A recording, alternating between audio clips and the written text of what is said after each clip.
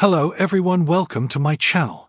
In a world where humor and opinions often clash, Paul Sinha, known for his sharp wit as the Sinnerman on The Chase, found himself embroiled in a heated critique of one of comedy's legendary figures, John Cleese.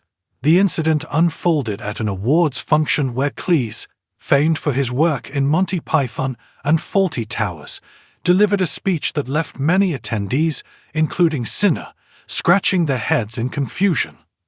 Sinha, who is not only a quizzer but also a comedian, didn't hold back when he described Cleese's speech. "It was the worst speech I've ever seen.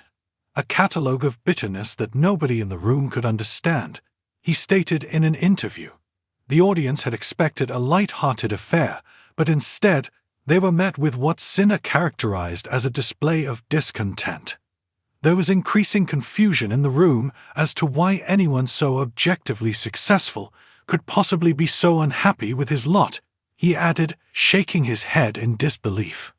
John Cleese is no stranger to controversy or strong opinions. Recently, he had publicly clashed with his former Monty Python co-star Eric Idle, who had accused him of firing their manager, Jim Beach. Idle had expressed his happiness over not having seen Cleese in 7 years, igniting a public back and forth that added fuel to the already simmering tension. Cleese swiftly dismissed Idle's claims as an invention, asserting that Beach had been unable to fulfill his duties due to health issues. Sinha's sharp comments about Cleese's speech ignited conversations across social media platforms.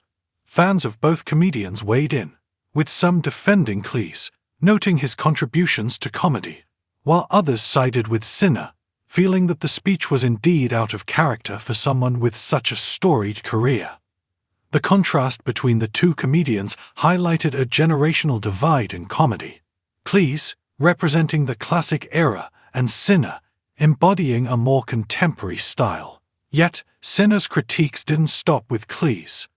As he hosted the Virgin Atlantic Attitude Awards, he took the opportunity to poke fun at his fellow chasers' nicknames. In a light-hearted yet pointed manner, he described his own moniker, the Sinnerman, as *****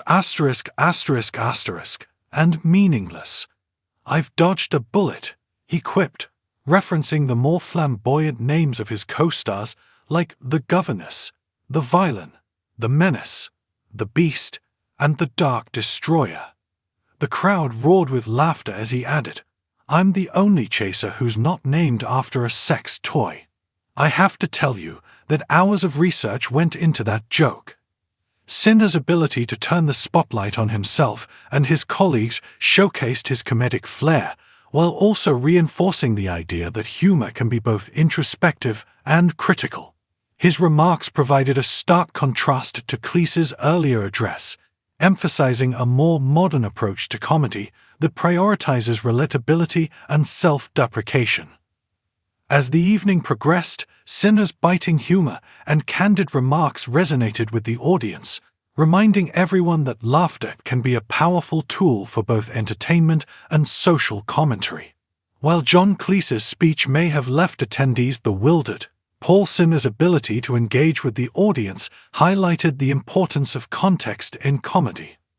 The reactions to Sinha's comments continued to circulate, sparking discussions about the nature of comedy and the evolution of humor over the decades.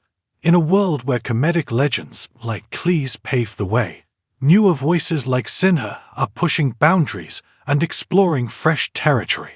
This collision of styles and approaches serves as a reminder that comedy is a constantly evolving art form, one that thrives on the diversity of its voices. Ultimately, the exchange between Sinha and Cleese illustrated the complexities of comedy and the nuances of public perception. While Cleese has long been a revered figure in the comedic landscape, his recent remarks have prompted questions about the state of his humor. On the other hand, Paul Sinha's rise as a contemporary voice in comedy highlights the importance of connection, relatability, and the willingness to question even the most established figures in the industry. As the curtain fell on the evening, attendees left with not just laughter, but also thoughtful reflections on the nature of success, happiness, and the different paths comedians take in navigating their craft.